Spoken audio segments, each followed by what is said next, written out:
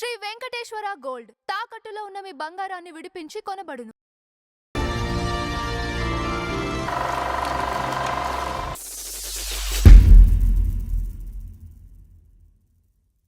నమస్కారం నంద హరిచంద్ర గారు. నమస్కారం అంజబాబు గారు. సార్, మనం రెగ్యులర్గా ఫ్లాష్ బ్యాక్లో ప్రతి ఒక్కళ్ళ జీవితాలకు సంబంధించినవి మనం డీటెయిల్గా చెప్పుకుంటున్నాం. ఒక జీవితం చెప్పుకోవాలంటే ఒక 20 నిమిషాలు సరిపోదు. చాలు ఎన్నో సంఘటనలు ఉంటాయి. ఎన్నో సంఘటనలు ఉంటాయి. అన్ని చెప్తే ఒకేసారి చెప్తే బోర్ కొడుతుంది. మనం వినటానికి కూడా ఇది ఉండదు. ఎగ్జాక్ట్లీ. మనం జీవితంలో వాళ్ళ జీవితంలో ఏం చెప్పదలుచుకున్నాం, వాళ్ళ నుంచి ఏం నేర్చుకున్నాం, ప్రేక్షకులు ఏం గ్రహించాలి, కరెక్ట్, మంచి చెడ్డ, ఈ రెండిట్లోని గురించి మనం చర్చించుకుంటున్నాం. ఎస్.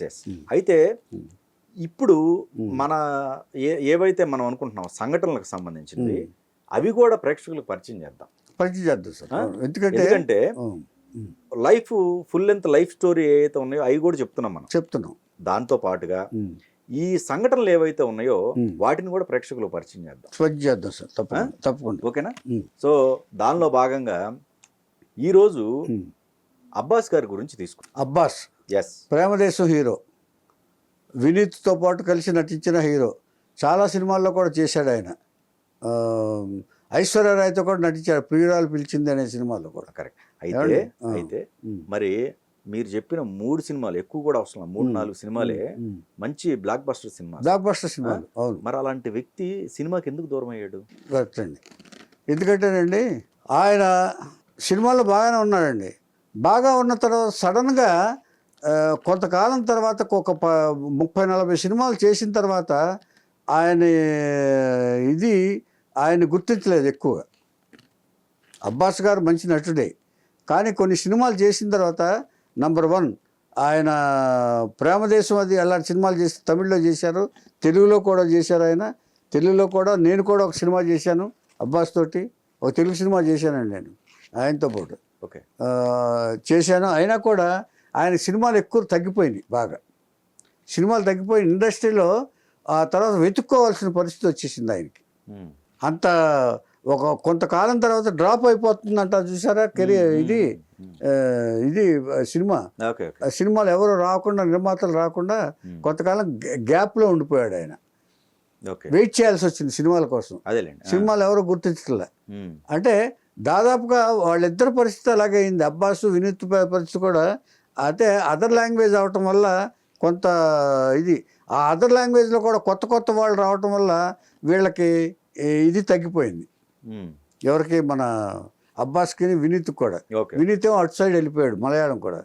మలయాళం అతను. ఏమంటే ఈయనేమో తమిళ్ ముస్లిం ఈయన. అంచేత ఇలా ఉండటంతో ఇక ఇలా లాభం లేదు, నేను ఏదో చెయ్యాలనుకుని చెప్పేసి ఇక్కడ ఉండటం లాభం లేదని చెప్పేసి ఎవరో ఫ్రెండ్ పిలిస్తే న్యూజిలాండ్ వెళ్ళిపోయాడు. ముందు న్యూజిలాండ్ వెళ్ళిపోయి ఏం చేయాలో తెలియలే, ఆవేశంగా వెళ్ళిపోయాడు. కానీ ఏదో చెప్తారు, కానీ సాఫ్ట్వేర్ జాబ్ రాలా. ఈయన ఎక్స్పెక్ట్ చేసిన సాఫ్ట్వేర్ జాబ్ రాలా. అప్పుడు ఏం చేశాడంటే బైక్ మెకానిక్గా చేరాడు. న్యూజిలాండ్లో బైక్ మెకానిక్, పెట్రోల్ బంక్లో చేశాడు. ఇన్ని చేసిన తర్వాత అప్పుడు వచ్చింది సాఫ్ట్వేర్ జాబ్ అక్కడ వచ్చింది. ఈయన చదువు ఎడ్యుకేటెడ్, మంచి ఎడ్యుకేటెడ్ అండి. సాఫ్ట్వేర్ జాబ్ వచ్చిన తర్వాత కొంతకాలం చేసిన తర్వాత అక్కడ ఎంత చేసినా కూడా ఈ సినిమా ఇది ఉందో చూసారా, ఈ సినిమాలో హీరోగా చేసిన తర్వాత అది వదిలిపెట్టలా. ఎలాగని నేను చాలా వదులుకుని తప్పు చేశాను, నేను కొంత గ్యాప్ వచ్చినంత మాత్రాన్ని కొంతకాలం వెయిట్ చేయొచ్చు కదా, చాలామందికి పెద్ద వాళ్ళకే వచ్చినాయి అని గ్రహించాడు ఆయన. ఈ సాఫ్ట్వేర్ కూడా ఆయనకి సాఫ్ట్వేర్ జాబ్ కూడా 9 to 5 జాబ్ లాగా ఈ నైట్లు పనిచేయటం, ఈ యాక్టింగ్కి హీరోగా అలవాటు పడిన తర్వాత ఆయన చేయలేకపోయాడు. చేయలేకపోయాక మళ్ళీ ఇండియా వచ్చేసాడు. ఇండియా వచ్చేసి ఇప్పుడు ప్రయత్నాలు ప్రారంభించాడు. అప్పుడు చేయాల్సింది ఇప్పుడు కొంత పరిచయాలు ఉన్నాయి కాబట్టి కొంత టచ్ చేసి ఎవరినన్నా డైరెక్టర్స్ని కానీ నిర్మాతలు కానీ కలిసి ఇచ్చేస్తుంటే ఒకళ్ళో ఇద్దరో పిలిచేవాళ్ళు. అది చేయలే. ఈయన అలిగి వెళ్ళిపోయాడు ఇండస్ట్రీ మీద. ఒక రకంగా అయితే అలిగి వెళ్ళిపోయాడు ఆయన. అలిగి వెళ్ళిపోయి నాకేంటి, నేను ఫారిన్లో కూడా బతకగలను అనుకుని సాఫ్ట్వేర్ వచ్చేస్తే నాకు ఫ్రెండ్లు ఉన్నారు, ఆయన ఫ్రెండ్స్ అక్కడ ఎంతవరకు చేస్తారు, ఎవరి పని వాళ్ళు చూసుకుంటారు వాళ్ళు అక్కడ. అవును. అది చేయలేకపోయాడు. చేయకపోయేటప్పుడు బతుకుతెరువు కోసం అక్కడ చాలా పనులు చేశాడు ఆయన. ఓకే.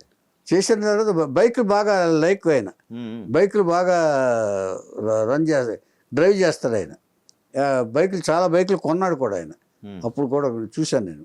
ఏమండి, ఇది అయిన తర్వాత అక్కడి నుంచి ఇక్కడికి వచ్చి ఇప్పుడు అందరికీ నేను వచ్చేసాను, ఇండియా వచ్చేసానని చెప్పి ఇప్పుడు పరిచయాలు మొదలెట్టాడు. మొదలెట్టిన తర్వాత ఇప్పుడు ఒక సినిమా చేస్తున్నాడని విన్నాను నేను.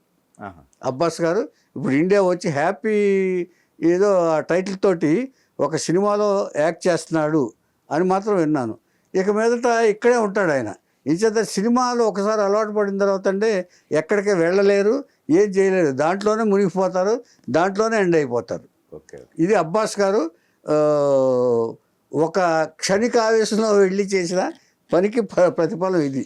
ఫారిన్ వెళ్ళటం, ఫారిన్ వెళ్ళారు కానీ ఫారిన్లో గౌరవాలు ఉండవండి మనకి. అసలు ఆ గ్యాప్ ఇక్కడ ఫిల్ చేసుకుంటే బాగుండేది.